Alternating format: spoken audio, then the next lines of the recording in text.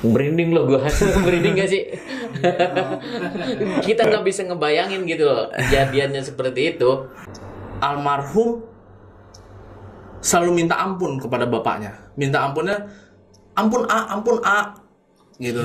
Jadi bukan ampun Pak, gitu. Tapi ampun A. Di situ kayak Kalau sama bapaknya juga nggak kenal ya. iya, sama ketika ada mobil polsek dari Rengas Dengklok itu datang, ketika korban atau almarhum ini dimasukin ke mobil kepolisian, disitulah terjadi pemukulan-pemukulan oleh warga dan aparat, dan diduga dengan aparat desa.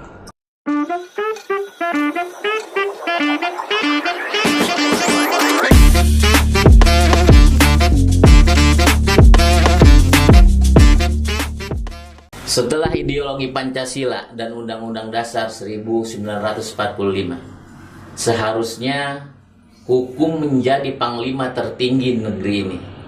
Tetapi apa jadinya ketika aksi massa dan main hakim sendiri menjadi satu-satunya jalan atau langkah yang diambil masyarakat. Meskipun persoalan pidana itu belum terbukti benar atau salahnya di mana. Inilah titik temu, menyambung cerita, menginspirasi harapan. Pemuda Rengas Dengklok tewas di amuk massa karena dituduh mencuri sepeda motor. Rakyat kecil menuntut keadilan.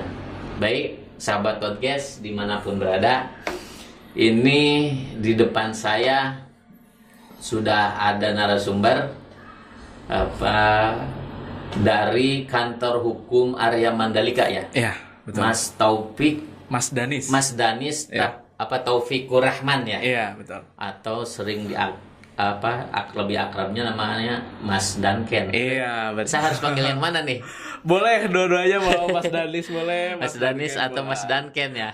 Saya lebih akrab biar Mas Danken aja. Oke, siap. Mas, kalau di Arya Mandalika sebagai apa? Kebetulan kalau saya di kantor hukum Arya Mandalika itu sebagai divisi advokasi. Jadi pendampingan untuk para klien yang memiliki persoalan-persoalan hukum yang harus kita dampingi. Oke. Gitu, Mas. Jadi insiden sahabat podcast, hari ini kita sedang membahas insiden atau kejadian pidana yang kemarin sempat viral kan di beberapa platform media online maupun di media cetak tentang seorang pemuda ya di Rengas Dengklok yang tewas di amuk massa karena dituding mencuri sepeda motor ya. Iya, betul. Rengas sekali. Dengklok tepatnya di mana itu? Untuk warga mana? Almarhum itu sebenarnya kalau saya tidak salah itu daerah desa Kutagandok tinggalnya. Namun tragedi yang menimpa almarhum itu berada di desa Dukuh Karya, kecamatan Rengas Dengklok, gitu. Nama almarhum Nama almarhum itu Andri. usia 22 tahun, betul ya? Betul, ya, usia 22 Oke. tahun. Anak dari bapak siapa, Mas? Masih ingat? Ujang Khoirudi, nama bapak dari almarhum. Profesinya itu apa ya?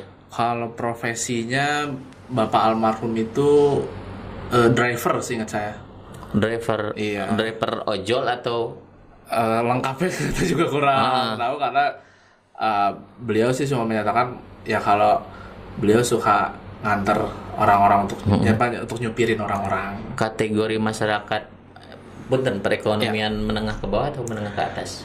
Kalau kita lihat sih dari keluarga almarhum, terutama dari bapaknya, itu ekonominya menengah ke bawah. Menengah ke bawah ya. Iya. Oke. Om Danis, Ya. tolong diceritain coba dari awal itu kejadiannya tanggal berapa, terus jam berapa gitu kan, kronologis kejadiannya aja Ya. coba gambarkan dulu. Ya, baik. Jadi almarhum itu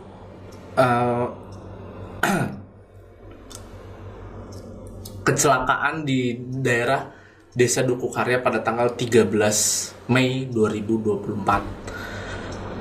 Almarhum jatuh dari sepeda motornya tunggal. Oke. Itu kurang lebih kisaran jam 5 atau setengah 6 pagi. Gitu. Namun ketika ada warga yang datang, itu almarhum itu melakukan, mungkin biar apa ya, almarhum ini mungkin karena kondisinya juga habis jatuh dan sebagaimana, dia akhirnya reaksinya tapi malah lari. Gitu, lari. Jadi di sebelah desa itu ada sekolahan, dia lari ke sekolah. Kejadiannya pas depan kantor desa itu? Depan sekolah. Depan sekolah, oke. Iya, jadi kantor desa di sininya sekolah SD. Jadi almarhum lari ke belakang sekolah SD dan itu wilayahnya udah sawah-sawah semua. Gitu. Nah, reaksi dari masyarakat setempat itu mengejar almarhum. Gitu. Ketika ditangkap, reaksi dari masyarakat menduga bahwa almarhum itu melakukan tindak pidana pencurian motor. Gitu. Nah, dari situ ketika ketangkap di sawah, sempat terjadi aksi kejar-kejaran di areal besar. Ya, dari kita gelar perkara waktu itu sama polisi, dari saksi-saksi yang disediakan itu sempat terjadi kejar-kejaran bersama warga, gitu kan. Bersama warga ditangkap lah di daerah sawah-sawah itu, baru dibawa ke kantor desa, Duku Karya. Nah, setelah di situ diduga terjadi pemukulan. Oh, pemukulannya bukan di area pesawahan itu? Kemungkinan besar antara di sawah, dan di kantor desa, gitu. Jadi pada saat, karena kan kalau yang kita lihat video yang ada itu, kondisi almarhum juga pada saat sudah dibawa ke kantor desa juga sudah kebingungan. Gitu, sudah sedikit kayak linglung, bingung gitu. Namun yang lebih konkretnya memang ketika ada mobil polsek dari Rengas Dengklok itu datang, ketika korban atau almarhum ini dimasukin ke mobil kepolisian, disitulah terjadi pemukulan oleh warga dan aparat, dan diduga dengan aparat desa. Sekitar berapa orang? Waktu dari hasil itu tadi olah TKP itu? Kalau untuk yang terjadi pemukulannya memang kita tidak tahu beberapa banyak masanya di situ, tapi dari kita kemarin mengikuti gelar perkara itu, memang kata aparat desa yang ada di situ memang banyak massa yang hadir pada saat itu, dan diduga banyak juga yang melakukan pemukulan atau penganiayaan terhadap almarhum. Oh, berarti gitu. Almarhum itu bukan tewas di TKP ya? Oh, bukan. Bukan ya? Bukan. Jadi sempat dibawa lari dulu ke kantor desa gitu kan? Katanya sempat dibawa ke kantor polsek juga, Polsek Rengas Dengklok. Setelah dari kantor desa itu kan tadi mobil polsek tiba, lalu almarhum dibawa ke Polsek Rengas Dengklok untuk diamankan. Baru setelah itu keluarga datang. Kemudian almarhum dijemput, dilarikan ke rumah sakit. Meninggalnya di pertengahan jalan rumah sakit atau di rumah sakit? Untuk meninggalnya itu pada tanggal 31 Mei. Setelah di rumah sakit? Setelah di rumah sakit umum daerah Karawang. Berapa hari berarti di rumah sakit perawatannya? Kurang lebih 18 hari. Astaga. Jadi ketika sudah dibawa sama keluarga, dibawa ke rumah sakit, dan ternyata pada saat di IGD itu ada gumpalan darah di kepala yang harus dikeluarkan. Almarhum mengikuti operasi. Habis sempat operasi juga. Ya, almarhum sempat operasi. Habis itu masuk ICU. Nah, setelah situ almarhum sudah tidak sadar. Jadi setelah di IGD pun almarhum sudah tidak sadar. Tidak sadarnya gimana Om? Maksudnya sudah tidak mengenali keluarganya atau gimana? Yang pertama, tidak mengenali keluarga, karena ketika orang tua almarhum ini datang, Pak Ujang ini datang, dan keponakannya, almarhum selalu minta ampun kepada bapaknya. Minta ampunnya, ampun A, gitu. Jadi bukan ampun Pak, gitu, tapi ampun A. Di situ kayak kalau sama bapaknya juga nggak kenal ya? Iya, sama bapaknya sendiri pun almarhum sudah tidak kenal gitu. Di situ kan sisi tragis ya kalau bagi saya gitu kan. Enggak Om, sempat dipastiin nggak ketika digiring dari areal pesawahan itu, dibawa masuk ke kantor desa, itu bisa dipastikan nggak bahwa almarhum tidak dalam kondisi mabuk? Bisa. Atau ada apa omongan dari orang-orang desa atau masyarakat sekitar bahwa almarhum waktu itu dalam kondisi mabuk? Gimana? Bisa kita pastikan bahwa almarhum tidak dengan kondisi mabuk gitu, karena ya memang ketika ditanya juga almarhum masih bisa menjawab, walaupun mungkin kan karena efek jatuh dari motor gitu, jadi masih agak bingung. Tapi ketika ada beberapa video yang kami punya, ketika almarhum ditanya dia orang mana, dia masih jawab, saya orang Kuta Gandok gitu, minta KTP saya ada di rumah gitu. Jadi masih sadar, cuma mungkin karena efek jatuh jadi ya agak sedikit linglung juga lah gitu. Merinding loh gue. Merinding gak sih? Kita nggak bisa ngebayangin gitu loh kejadiannya seperti itu. Artinya orang yang belum tentu bersalah tiba-tiba digebukin massa, dituduh maling motor gitu loh. Iya.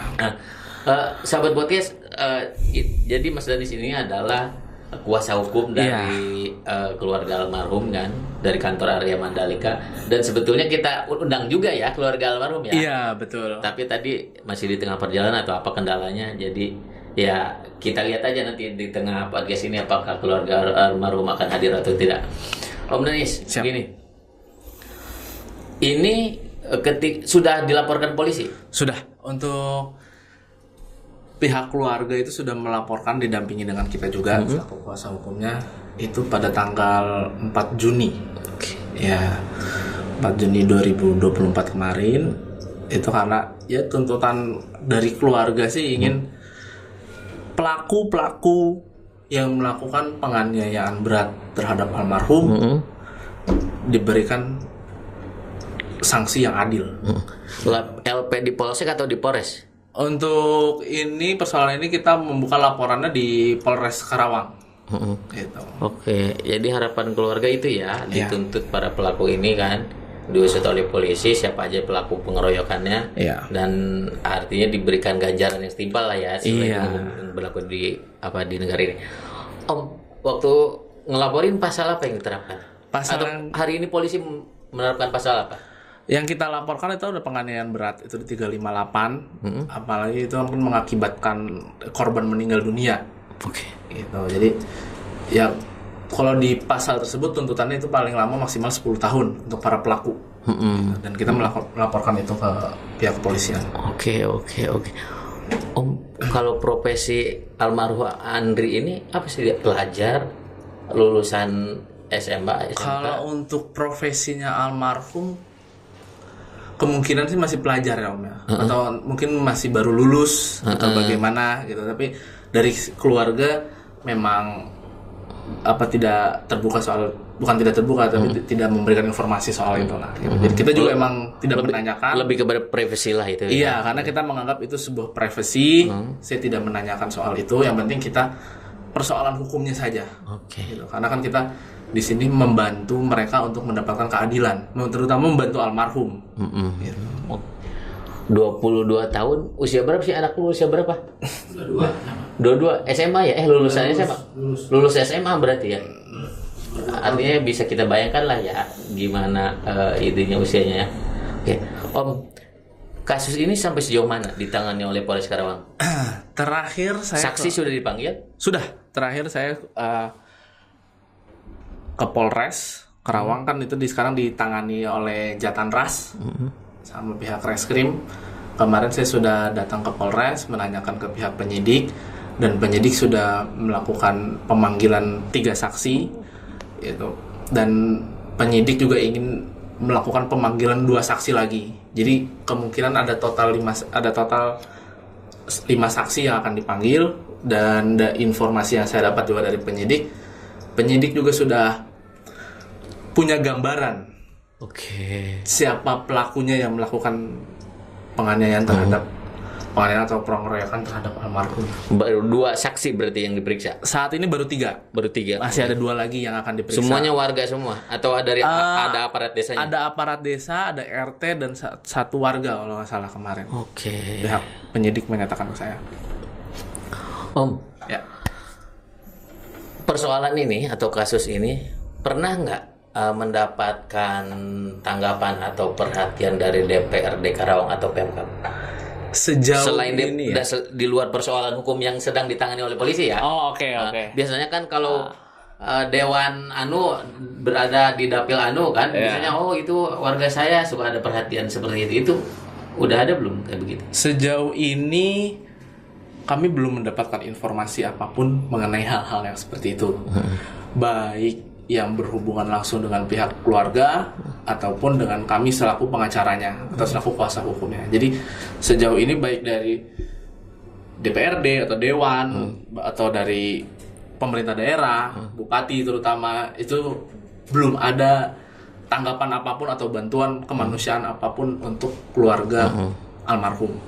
Ya artinya kan sebetulnya ya ketika ada kepedulian dari mereka, mungkin juga mereka kan pasti punya jaringan kan, jaringan ke betul. Pak Bupati, jaringan ke Pak Kapolres, minimal bisa mendorong dari sisi hukumnya kan. Kalau memang bantuan dari sisi kemanusiaannya mereka belum ada lah gitu kan. Iya betul Om. Itu ada harapan itu nggak dari keluarga almarhum?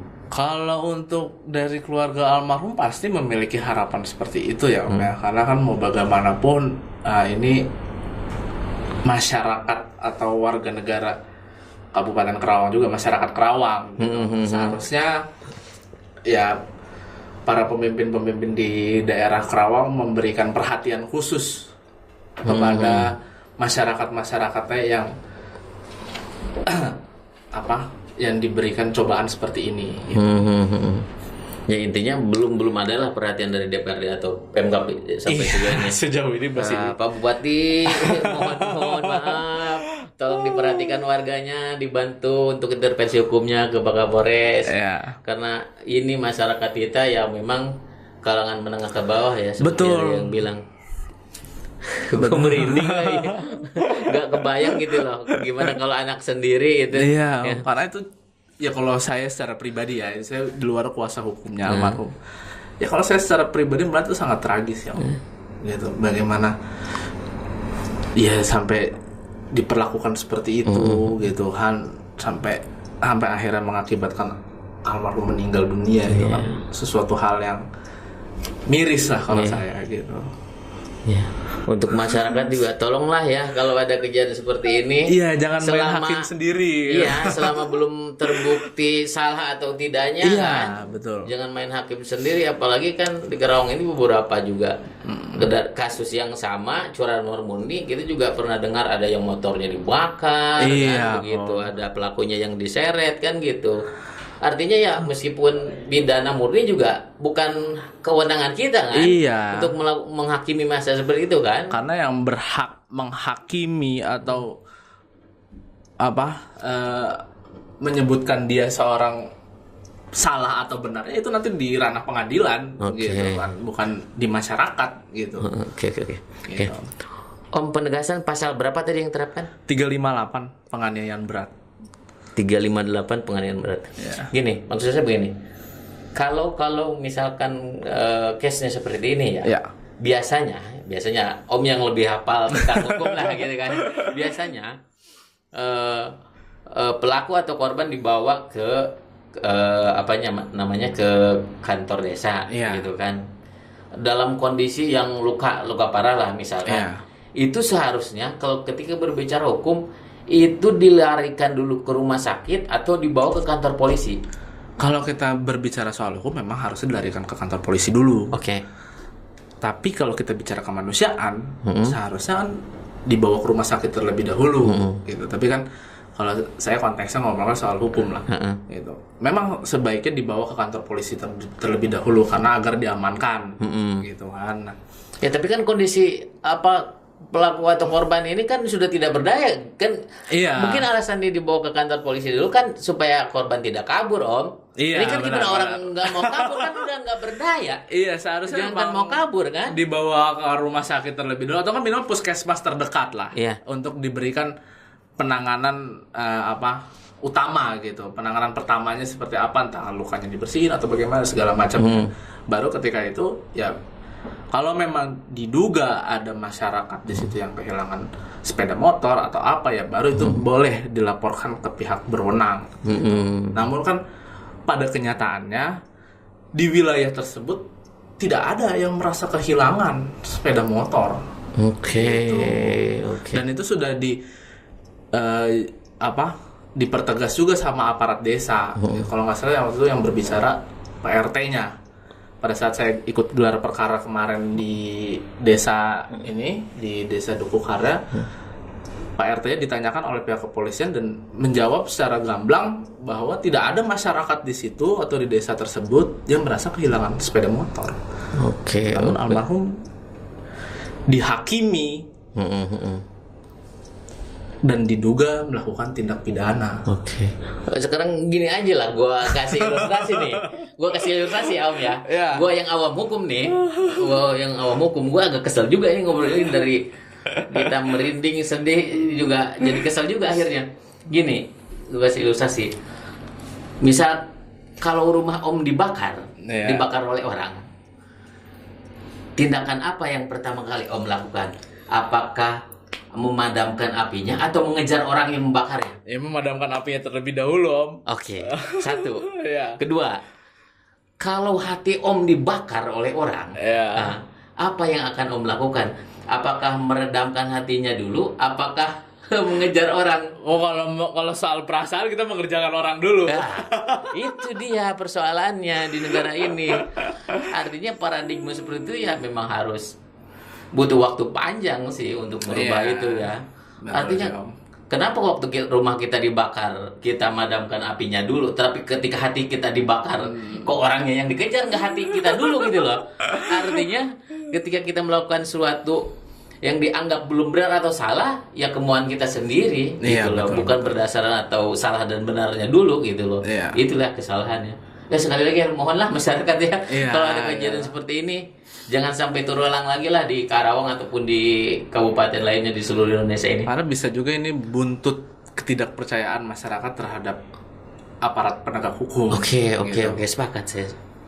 Tapi ini tidak dapat dibenarkan juga, gitu. Seharusnya APH, aparat penegak hukum itu kalau menurut saya ya harus bisa memberikan sosialisasi kepada masyarakat di wilayah tersebut, gitu. Karena kan kepolisian kan ada wilayah perkecamatannya, Om. Ya kan? Mereka juga punya dana operasionalnya pasti kan Babinsa sama Babin Kamtibmas kegiatannya.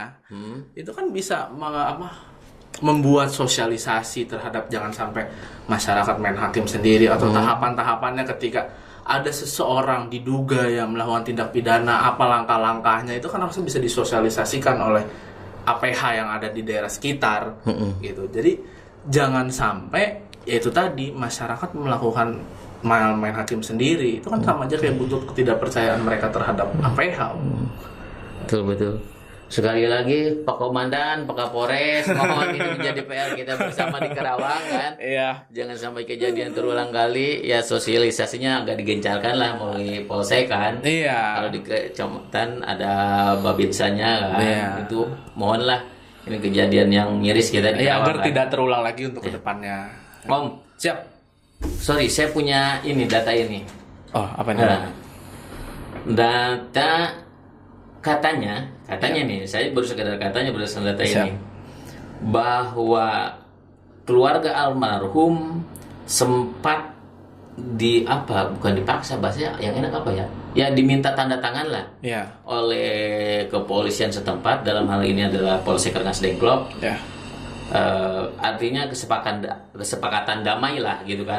Ketika posisi almarhum berada di Polsek Rengas Dengklok, katanya kalau keluarga almarhum tidak mau menandatangani kesepakatan damai ini, artinya almarhum tidak bisa dikeluarkan dari Polsek Rengas Dengklok. Itu benar kau? Untuk itu kita dapat informasi dari Pak Ujangnya sendiri selaku ayah dari almarhum, menyatakan memang seperti itu terjadi di lapangannya, terjadi di Polsek Rengas Dengklok ya. Jadi ketika Pak Ujang ini diberikan informasi bahwa anaknya diamankan di Polsek Rengas Dengklok, beliau langsung menuju ke sana bersama keponakannya. Setibanya di Polsek Rengas Dengklok, dengan melihat kondisi anak yang sudah seperti itu, yang sudah tidak mengenali ayahnya, Pak Ujang diminta tanda tangan yang suratnya diterbitkan oleh oknum polisi Rengas Dengklok, di mana itu isi suratnya adalah surat perjanjian untuk tidak saling menuntut. Oke. Sampai di sini saja saya masih bertanda tanya, kenapa ada surat itu? Ya, urgensinya apa? Itu dia. Itu belum saya dapatkan jawabannya baik dari pihak aparat desa, Duku Karya, maupun dari pihak kepolisian Rengas Dengklok. Makanya saya minta untuk polisi atau pimpinan di Polres Karawang untuk seharusnya lebih mengedepankan sisi kemanusiaan terlebih dahulu lah. Oke. Ketika melihat masyarakat sudah seperti itu, posisinya sudah tidak berdaya, apalagi sudah tidak mengenali orang tuanya atau keluarganya, tolonglah dibawa dulu ke rumah sakit atau ke puskesmas terdekat. Jangan langsung dibuat sesuatu hal yang jadinya negatif. Gitu lah. Harusnya munculkan juga sisi kemanusiaannya gitu. Sampai sekarang juga saya masih belum mendapatkan jawaban mengapa adanya surat tersebut, mengapa dan orang tua almarhum disuruh tanda tangan. Padahal seharusnya ya kalau memang tidak terjadi apa-apa, tidak ada tragedi apa-apa, seharusnya surat tersebut tidak harus keluar. Ya sudah, biarkan saja ayah dari korban atau ayah dari almarhum ini membawa putranya. Kalau memang dari pihak kepolisian tidak ada yang mau membantu, gitu. Harusnya kan. Berarti sampai hari ini pun sebagai kuasa hukum dari almarhum, kantor Arya Mandalika ini belum bisa menemukan jawaban itu. Sampai detik ini kita belum bisa. Apa alasan urgensinya? Alasan urgensinya mengapa surat ini keluar? Di sini ada tanda tangan pihak ke-1 Adikarya, pihak kedua Ujang Khairudi. Iya. Berarti itu ini bapaknya almarhum ya. Kalau Adikarya ini siapa? Itu tantripnya di Desa Duku Karya.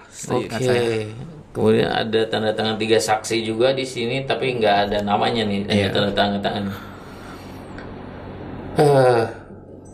Serius Om, belum tahu alasannya kenapa ini muncul surat pernyataan ini. Iya, sampai detik ini kita juga masih belum tahu mengapa surat pernyataan ini muncul dari. Ini kan bukan tulis tangan ya. Iya, ini ketikan. Iya. Saya duga ini dari kertasnya Polsek Rengas Dengklok. Iya. Karena bentar. saya baca dulu ya kesepakatannya. Pihak ke-1 berarti pihak ke-1 ini Adikarya itu, Trantib itu ya? Iya. Pihak ke-1 menyerahkan saudara Andri Martin almarhum berarti. Iya, almarhum. Kepada pihak kedua, ayahnya selaku orang tua dari saudara Andri Martin atas terjadinya kesalahpahaman dugaan melakukan pencurian yang dilakukan oleh saudara Andri Martin diduga di Desa Duku Karya, Kecamatan Kutawalyo, Kabupaten Karawang. Terjadi kesalahpahaman. Berarti sebetulnya sudah mengakui juga ya. Kalau poinnya seperti itu, bahwa ini bahwa almarhum itu bukan mencuri motor. Kalau poin ada artinya poin surat pernyataan seperti itu kan bisa disimpulkan sebetulnya ya. Iya.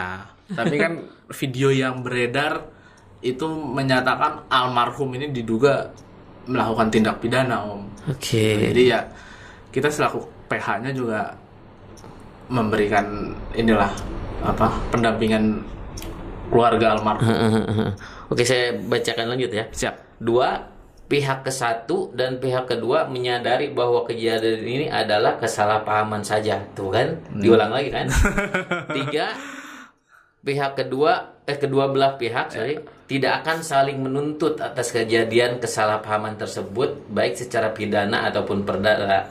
4, terakhir, kami kedua belah pihak bertanggung jawab sepenuhnya apabila di kemudian hari ada pihak ketiga yang akan mempermasalahkan kembali atas kejadian tersebut di kemudian hari, karena perkara tersebut sudah dianggap selesai. Om, ya. Ini ada tanda tangan orang tua almarhum juga. Gimana dengan apa? kekuatan hukum ini bisa jadi kekuatan hukum nggak surat pernyataan ini? Karena kan ada tanda tangan orang tua almarhum juga. Kalau untuk tindak pidana, Om, surat perjanjian ini tidak menggugurkan laporan yang kita buka. Oke. Gitu. Surat perjanjian ini tidak ada unsur-unsurnya di dalam. Gitu. Jadi walaupun ayah dari almarhum melakukan tanda tangan di surat perjanjian tersebut, itu tidak menggugurkan proses peradilan yang sedang kita tempuh untuk almarhum. Gitu. Karena kan ayahnya almarhum juga menandatangani ini kan dengan posisi yang mungkin psikologisnya juga terpaksa lah ya, Iya. karena harus membawa anaknya ke rumah sakit ya. apalagi Oke. melihat anaknya yang sudah tidak mengenali bapaknya kan pasti ya mungkin saya belum pernah jadi orang tua, tapi kalau saya berada di posisi ayahnya almarhum, saya juga akan melakukan hal yang sama. Yang penting anak saya bisa terselamatkan dulu. Saat itu luka-luka yang dialami almarhum akibat dugaan pengeroyokan ini apa aja, Om?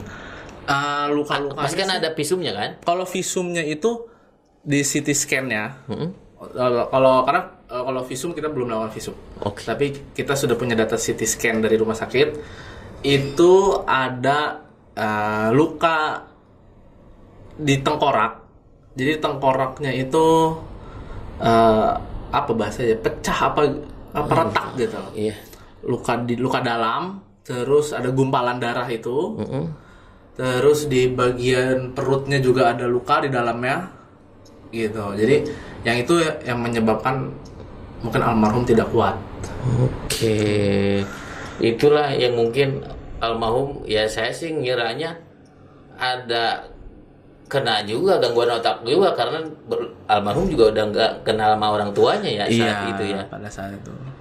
Aduh, Om minum dulu dah. Siap. Gua jadi sedih, tegang, campur aduk jadinya.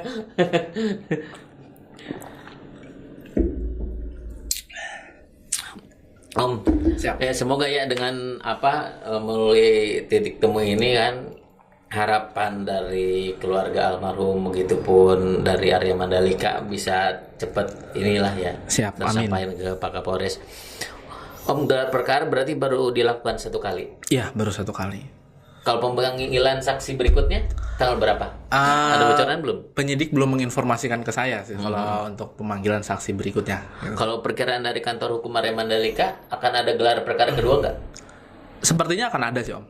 Tapi untuk waktunya aja kita belum tahu juga kapan. Nanti saya akan tetap membangun komunikasi dengan penyidik itu dan segala macamnya nanti itu di lapangan. Pasal berapa tadi? 358 358 apa? penganiayaan berat. Penganiayaan berat. Pelakunya bisa lebih dari 1 dong kalau pengeroyokan begitu. Iya. Oke. Dan kemungkinan juga bisa penyidik juga sudah menilai ini lebih dari 1 orang. Oke, siap. Om, terakhir deh, saya berikan kesempatan kepada Om Danis atau Om Danken untuk closing statement atas perkara ini. Ya semoga cepat didengar oleh para penguasa kita yang ada di sana lah. Silakan Om, saya berikan kesempatan apa harapan almarhum, kemudian harapan dari kantor hukum Arya Mandalika seperti apa coba? Ya, baik.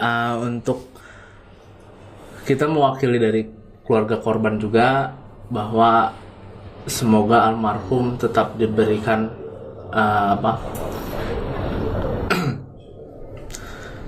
proses peradilan yang baik, biar almarhum juga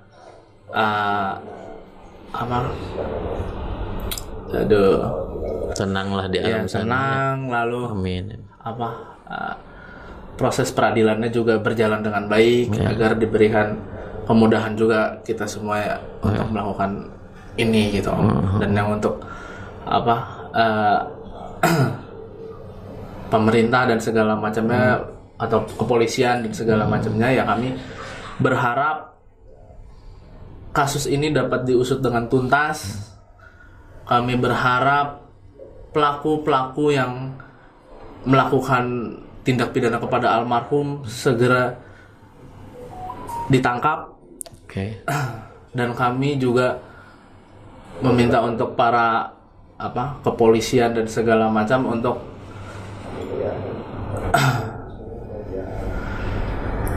saya nggak tega Ya sama. Sebetulnya jujur aja ini cerita tentang ini saya bukan grogi gitu. Iya. Maksudnya itu memang dari awal kita berbincang ini ya merinding, kemudian campur aduk kesel juga kan. Silakan Om lanjut Om.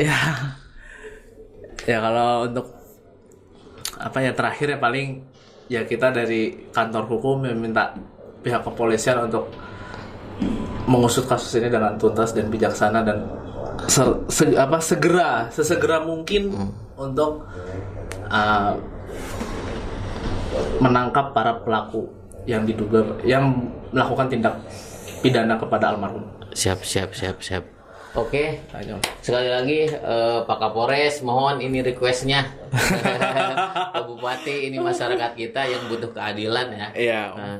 Om, kapan waktu kalau ada perkembangan kasusnya boleh ya kita undang lagi ya? Boleh, siap Om. Nanti kita komunikasikan lagi lah. Karena insya Allah kita juga akan bantu kan melalui jaringan kita di titik temu ya. Siap Om. Om, terima kasih, sehat-sehat. Siap, terima kasih banyak sama Om. keluarga kan? Siap. Sama keluarga korban juga ya. Siap Om. Demikian sahabat podcast titik temu, usai kita berbincang dengan kantor hukum Area Mandalika mengenai kasus pengeroyokan pemuda di Rengas Dengklok yang tewas di amuk masa karena dituding mencuri sepeda motor. Sampai berjumpa di titik temu podcast selanjutnya, menyambung cerita, menginspirasi harapan. Salam.